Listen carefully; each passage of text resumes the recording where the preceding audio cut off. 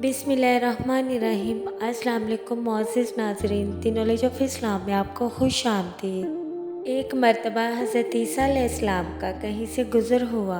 आपने एक आदमी को आग के शोलों की लपेट में देखा।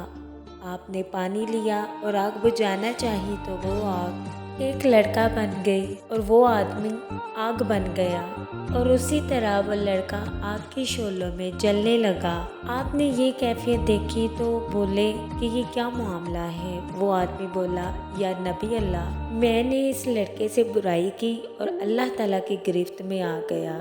उस वक्त से कभी मुझे आग बना दिया जाता है और कभी उससे आग बना दिया जाता है, और बारी बारी एक दूसरे को शोलों से जलाते रहते हैं, और ये अजाब हम दोनों पर मुसलसल क़यामत तक होता रहेगा। नबी करीम सल्लल्लाहु अलैहि वसल्लम ने फरमाया, अगर लूती तमाम समुद्रों के पानी से भी गुस्ल करे तब भी पाक नहीं होगा। क़यामत में भी वो नजसो पलीद ही उठेगा।